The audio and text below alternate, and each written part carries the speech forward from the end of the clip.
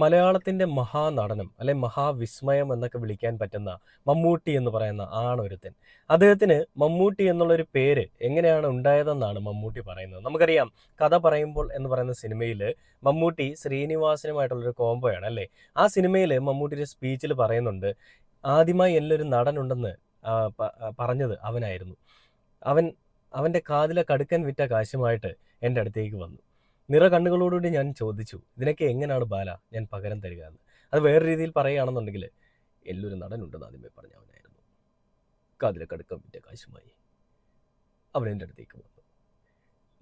നിറ കണ്ണുകളോടുകൂടി ഞാൻ ചോദിച്ചു, ഇതിനൊക്കെ എങ്ങനെയാ ബാല ഞാൻ പകരം തരിക എന്ന്. അപ്പോൾ അവൻ പറഞ്ഞു, എനിക്കൊന്നും വേണ്ട, എന്നെങ്കിലും നീ വലിയൊരാളാവുമ്പോൾ അന്ന് എന്നെ ഓർത്താൽ മതിയെന്ന്. എന്ന് പറഞ്ഞിട്ട് പോയ ആ ബാലനെ പിന്നീട് ഞാൻ എവിടെയും കണ്ടില്ല. ഒരുപാട് സ്ഥലങ്ങളിൽ ഞാൻ അന്വേഷിച്ച് നടന്നു.